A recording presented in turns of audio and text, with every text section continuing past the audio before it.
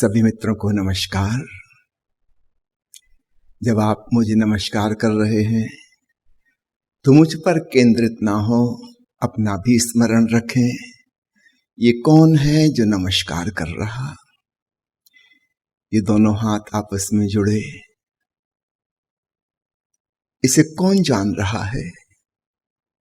हृदय में नमन का भाव आया, इसे जानने वाला कौन है? आत्म स्मरण का अर्थ है हम जो भी कर रहे हैं, हमारे शरीर में, मन में, हृदय में जो भी हो रहा है, आसपास जो भी घटनाएं घट रही हैं, उन सब के प्रति होश और उसके साथ साथ अपने प्रति भी होश। मैं भी मौजूद हूं। ठीक है, सामने कुछ दृश्य है, कुछ दिखाई दे रहा है, कुछ सुनाई पड़ रहा है, लेकिन देखने वाला कौन है, सुनने वाला कौन है, उसका भी ख्याल बना रहे। हम उठ रहे, बैठ रहे, चल फिर रहे, भोजन ले रहे, स्नान कर रहे, बातचीत कर रहे, लेकिन एक तत्व इसमें सदा मौजूद है, वो मेरा होश, मेरी चेतना, अवेयरनेस, कॉन्शियसनेस। उसकी धुरी पर ही सब कुछ हो रहा है, लेकिन हम उससे भूल जाते हैं, दृश्य में खो जाते हैं। और उसकी वजह है जो दूर है, अपरिचित है, प्राप्त नहीं है, उस पर हमारी दृष्टि अटक जाती है, उसे पाने की चाहत और कामना पैदा हो जाती है। और जो निकट है, निकट से भी निकट स्वयं का होना है, उसके प्रति हमारी दृष्टि नहीं रह जाती, क्योंकि वो तो मौजूद ही है। हम उसे जाने अथवा भूल जाएं, स्मरण रखें कि ना रखें, कोई फर्क नहीं पड़ता उसमें, वो तो होगा ही होगा। इसलिए हम अपनी स्वयं की आत्मा से टूट जाते हैं। टूटना कहना ठीक नहीं, वियोग कहना भी ठीक नहीं, विस्मरण हो जाता है, भूल जाते हैं।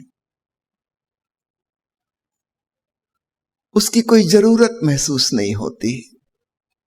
बाहर चीजों की हमें जरूरत है, भोजन चाहिए, पानी चाहिए, सुरक्षा चाहिए, बीमार पड़ गए औषधि चाहिए, रहने के लिए घर चाहिए, इस सब का इंतजाम करना होगा, और हम उसमें उलझते चले जाते हैं। निश्चित रूप से ये हमारी जरूरतें हैं, लेकिन हम भी तो हैं। क्या हम इन सारी जरूरतों को पूरा करते हुए, उनका ख्याल रखते हुए अपना भी ख्याल रख सकते हैं? बस ये छोटी सी बात ख्याल में आ जाए, तब बाहर से सब कुछ वैसा ही चलता रहेगा और भीतर ही भीतर एक नई चीज प्रवेश कर जाएगी। उसका नाम है आत्मस्मरण। छोटा बच्चा जन्म लेता है, आंख खोलता है, पहली बार प्रकाश देखता है, लोगों को देखता है, पहली बार आवाज सुनाई पड़ती है उसे, पहली बार सांस लेता है, सारी इंद्रियां हमारी बाहर खुलती हैं, स्वाभाविक वो इसीलिए बनी है।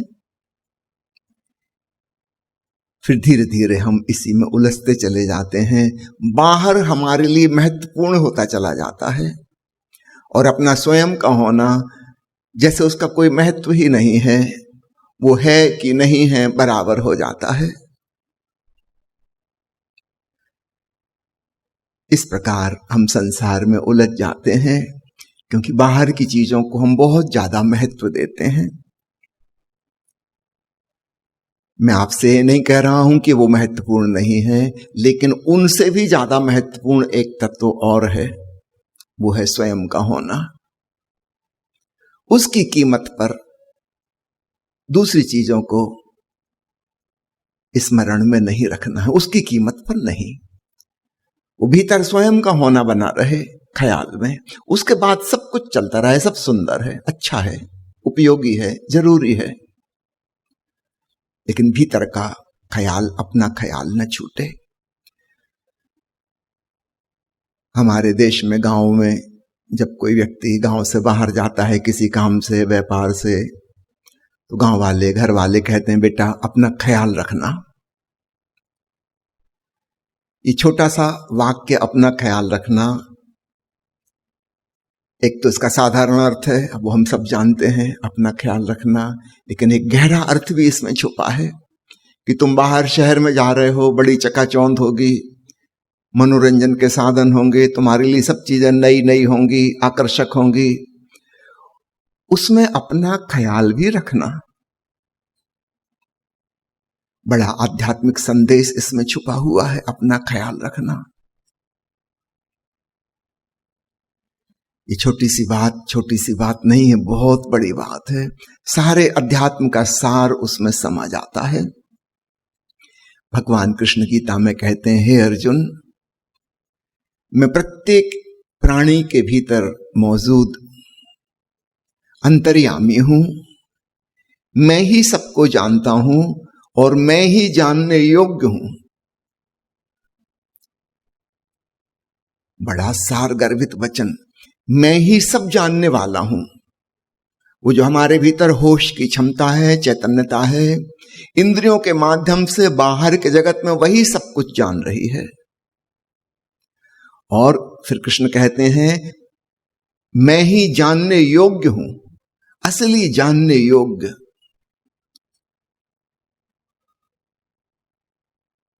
चैतन्य स्वयं के प्रति चैतन्य हो जाए, होश के प्रति होश आ जाए, सबसे महत्वपूर्ण जानने योग्य। ऐसे व्यक्ति को क्या कहेंगे हम, जिसे दुनिया भर का पता है और अपना पता नहीं मालूम। 1000 लोगों के नाम मालूम है और खुद का नाम नहीं मालूम।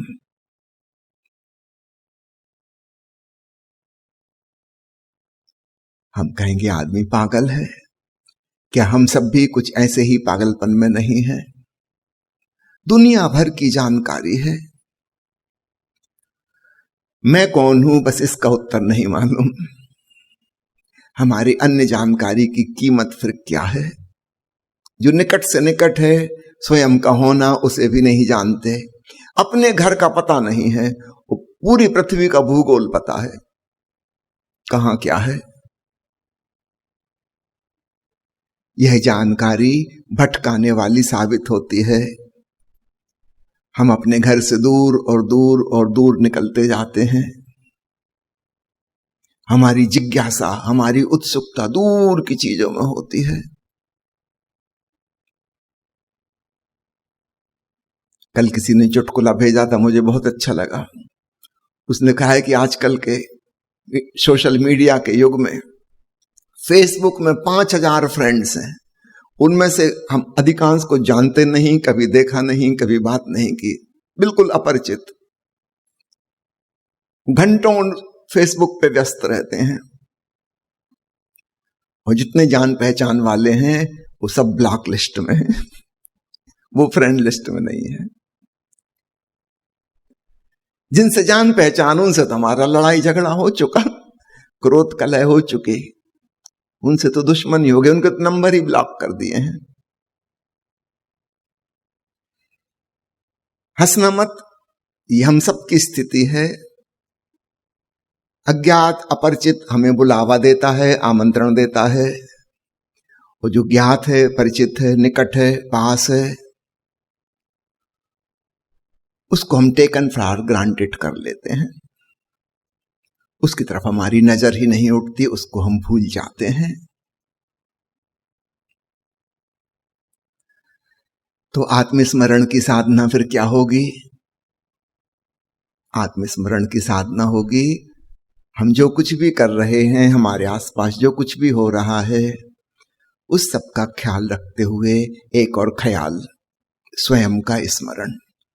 आप मेरी बात सुन रहे हैं, मेरी तरफ देख रहे हैं, ये कौन है जो आपके भीतर से आंखों के माध्यम से देख रहा है? कौन है जो कानों के माध्यम से आवाज सुन रहा है? निश्चित ही कान स्वयं नहीं सुन सकते और आंख खुद नहीं देख सकती। एक आदमी जीवित है, क्षण भर बाद वो मर गया। उसके कान तो अभी भी वैसे के वैसे हैं, लेकिन अब सुनाई उसे नहीं पड़ता, क्योंकि सुनने वाला विदा हो गया। कान थोड़ी सुनते थे, कान के पीछे कोई था मौजूद, अब वो वहां नहीं है। आंख तो ज्यों की त्यों है, क्षण भर पहले जैसी थी, लेकिन अब कुछ दिखाई नहीं पड़ता, क्योंकि देखने वाला जो चैतन्य था वो वहां से हट गया। आंख की खिड़की खुली है, कान का दरवाजा खुला है, ध्वनि तरंगे, प्रकाश तरंगे भीतर आ रही हैं, लेकिन वहां जो मालिक था घर का वो वहां है ही नहीं। खिड़की स्वयं नहीं देखती, खिड़की स्वयं नहीं सुनती, खिड़की स्वयं स्वाद नहीं लेती, खिड़की स्वयं नहीं सूंघती। वो भीतर मालिक तो होना चाहिए। इसका मतलब जब हम देख रहे हैं, सुन रहे हैं, स्पर्श कर रहे हैं, स्वाद ले रहे हैं, तब हमारे भीतर वह मालिक, हमारी आत्मा, परमात्मा, जो भी आप नाम देना चाहें, सरल शब्द में कह लें होश की क्षमता, the capacity to know, to be aware, वो मौजूद है। तो हम उसका भी थोड़ा ख्याल रखें। Become aware of the awareness itself, बस ये छोटा सा सूत्र है। ठीक है, कान से कुछ सुनाई पड़ रहा है, सुनते रहिए, मगर कौन है सुनने वाला उसका भी थोड़ा सा ख्याल रखिए, उसे भूल मत जाइए। देख रहे हैं, ठीक, जो दिखाई पड़ रहा है उसका होश, साथ में किसे दिखाई पड़ रहा है उसका भी होश।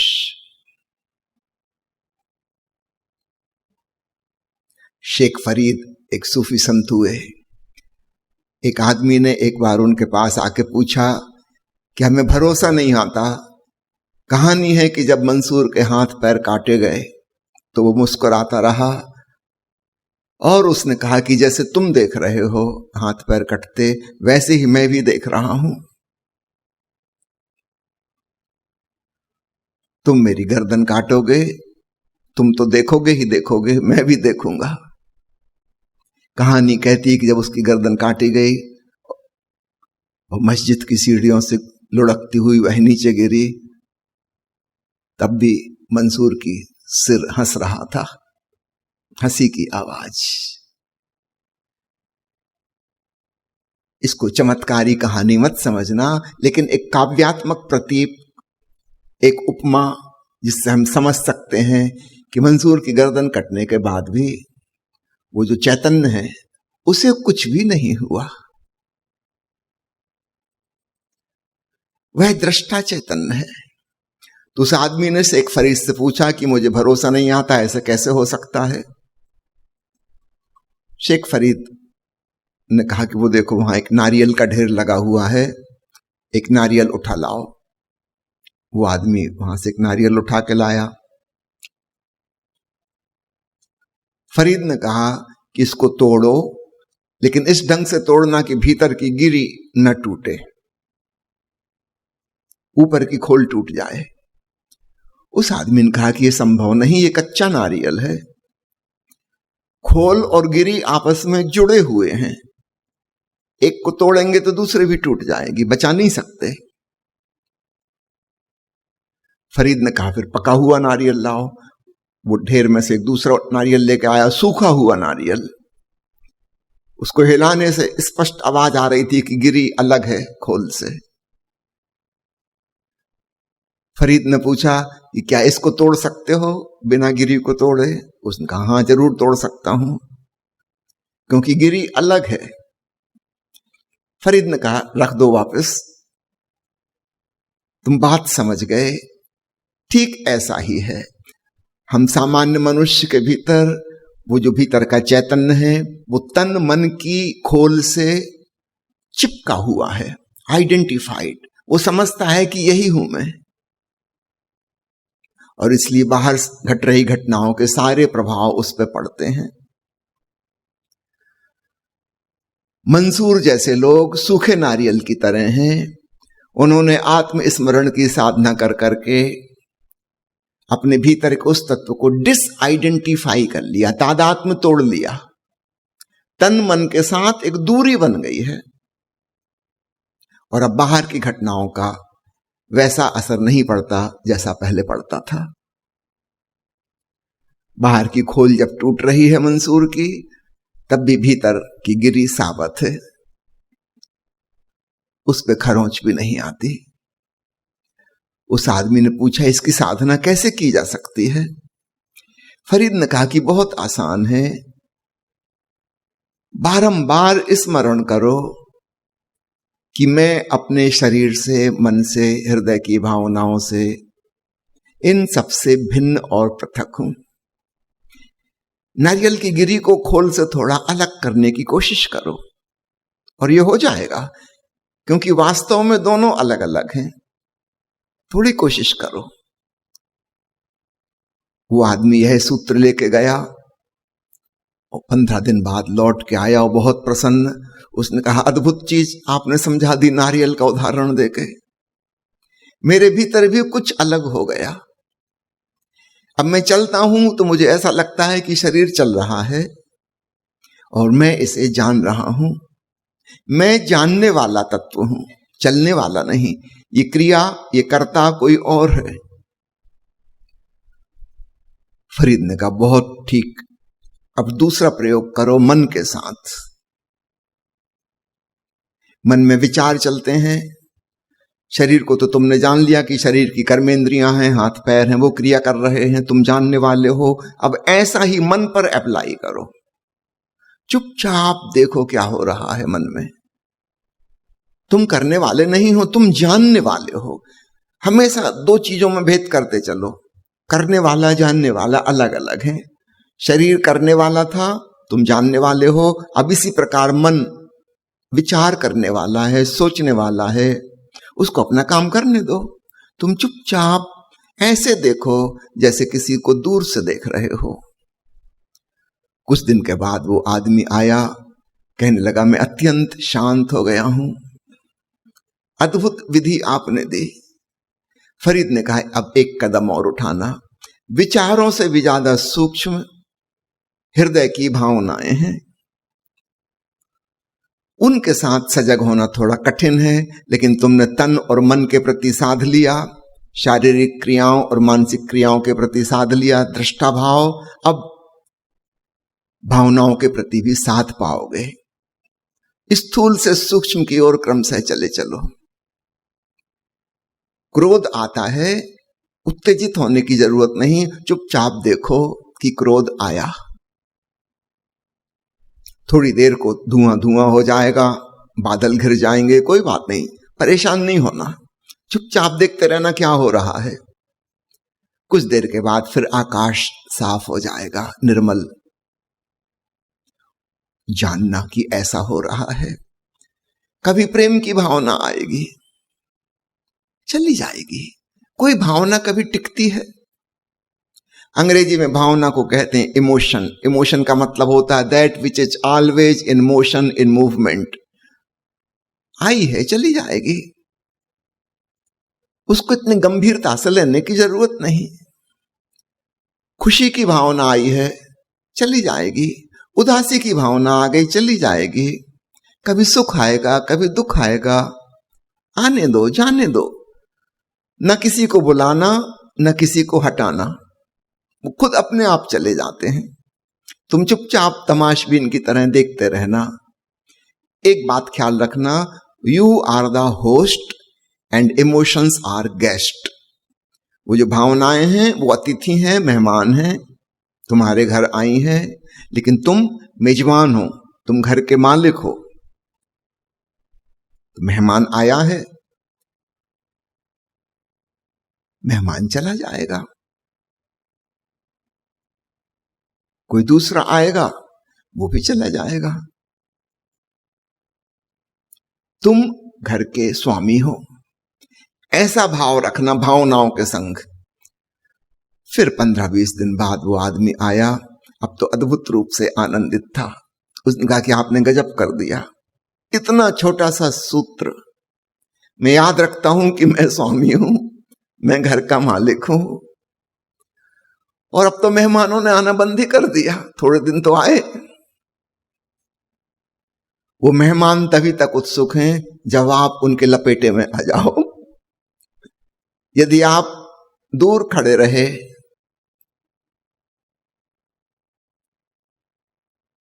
तो उनका भी रस खत्म हो जाता है। अगर आपने उनका स्वागत किया होता तो भी आपने उन पर ध्यान दिया, अगर आपने उनको धक्का मारा होता तब भी आपने उन पर ध्यान दिया। वो पलट पलट के आएंगे कि ऐसे कैसे बाहर निकाल रहे हैं हमको। आप इंडिफरेंट हो गए, उपेक्षापूर्ण, कि ठीक है, आए हैं ठीक, जा रहे हैं ठीक, जैसे हमें कुछ लेना देना ही नहीं, ना हमने बुलाया ना हमने भगाया। वो मेहमान का सारा इंटरेस्ट खत्म, वो आना ही बंद कर देंगे।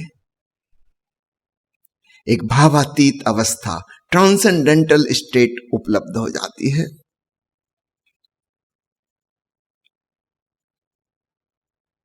तो प्यारे मित्रों, आत्मस्मरण की साधना बहुत सुगम है, बहुत सरल है, और यही सारी ध्यान प्रक्रियाओं का सार संक्षेप है। जो हम कर रहे हैं, जैसे हम जी रहे हैं, ठीक वैसा ही चलने देना, उसमें कुछ हेर फेर करने की जरूरत नहीं है। हेर फेर क्या करना है? अपना जो होश है उसे स्वयं के प्रति थोड़ा सा लगा देना है।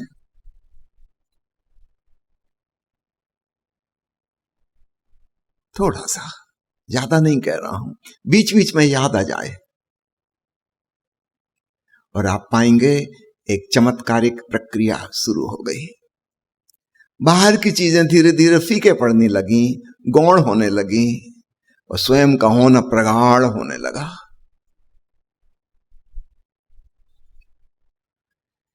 भीतर जहां अंधेरा था, अचानक वहां प्रकाश होने लगा। कहावत आपने सुनी होगी, दिया तले अंधेरा। क्योंकि ज्योति से निकली हुई सारी प्रकाश किरणें दूर दूर तक चली जाती हैं, सारा कमरा रोशन हो जाता है, लेकिन दिया के नीचे अंधेरा। हमारी सामान्य स्थिति भी ऐसी है। हमारे भीतर जो चैतन्य की ज्योत जल रही है, उससे प्रकाश रश्मियां सब तरफ जा रही हैं, बाहर के ऑब्जेक्टिव वर्ल्ड को जान रही हैं, और भीतर का जो सब्जेक्ट है, स्वयं का होना है, वहां पर अंधेरा हो गया। तो आत्मस्मरण की प्रक्रिया में हमें क्या करना है? थोड़ी सी प्रकाश किरणों को वापस अपने ऊपर रिफ्लेक्ट, कुछ अपना भी ख्याल बना रहे, और बस